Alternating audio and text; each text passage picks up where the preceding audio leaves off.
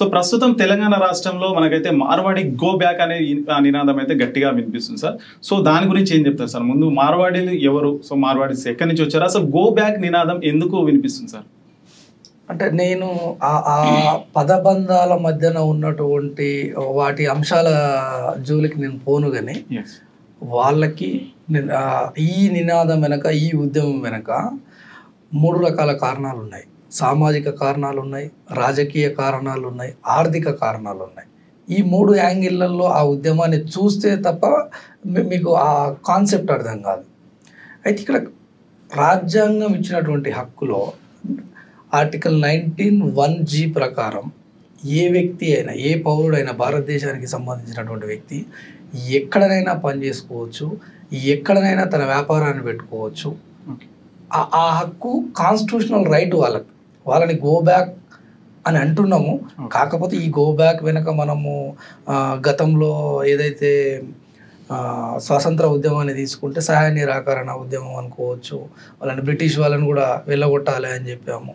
తర్వాత మన తెలంగాణ ఉద్యమం వస్తే ఇడ్లీ సాంబార్ గో బ్యాక్ అని అన్నాము, ఆంధ్ర వాళ్ళు గో బ్యాక్ అని అన్నాము. దీంట్లో ఒక పొలిటికల్ ఆస్పెక్ట్ ఉంటుంది. వాళ్ళకు ఖచ్చితంగా కాన్స్టిట్యూషనల్ రైట్, వాళ్ళు ఎక్కడైనా వ్యాపారం చేసుకోవచ్చు. అది న్యాయబద్ధంగా చేస్తున్నారా అనే అంశాలు మళ్ళీ టెక్నికల్ ఇన్డెప్త్ అంశాలు. ఒకవేళ మనం అనుకున్నట్టు, ఒకవేళ వాళ్ళ వ్యాపారంలో ఏమైనా నకిలీ వస్తువులు ఉన్నా, ఒకవేళ వాళ్ళు చేసే వ్యాపారానికి ఏమైనా ఐటీ రిటర్న్స్ కట్టకున్నా, ఇలాంటి సందర్భం ఉన్నప్పుడు కోర్టులు, దానికి సంబంధించిన వ్యవస్థలు అవి డిసిషన్ తీసుకుంటాయి. ఆర్థిక పరమైనటువంటి అంశాలు వచ్చేసరికి వీళ్ళు వాస్తవంగా ఒక 150 ఇండ్లు ఉన్నటువంటి ఊర్లలో కూడా వాకిపోయారు. వీళ్ళ బేకరీల పేరు మీద, ఇంకో దాని పేరు మీద, ఇంకో దాని పేరు మీద. ఇక్కడ సమస్య, కాన్ఫ్లిక్ట్ ఎక్కడ వస్తూ ఉన్నది అని అంటే, నేను నా చిన్నతనంలో చూసినప్పుడు మనకు వ్యాపారం చేసేటోళ్ళు ఇక్కడ వైశ్యులు, కోమట్లు అని అంటారు.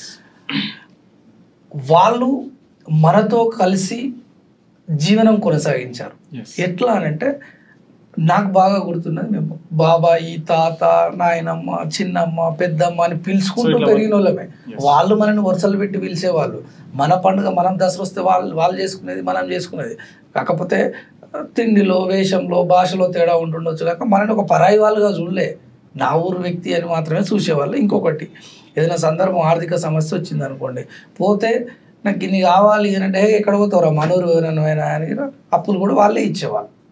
లేటెస్ట్ న్యూస్ తెలుగు మరియు ఇంగ్లీష్ అప్డేట్స్ కోసం ఇప్పుడే క్యూన్యూస్ అఫీషియల్ యాప్ ని ప్లే స్టోర్ నుండి డౌన్లోడ్ చేసుకోండి. సరికొత్త సమాచారాల కోసం క్యూన్యూస్ వెబ్సైట్ ని ఫాలో అవ్వండి. ఛానల్లో ప్రాంతీయ, జాతీయ, అంతర్జాతీయ వార్తలు వీక్షించండి.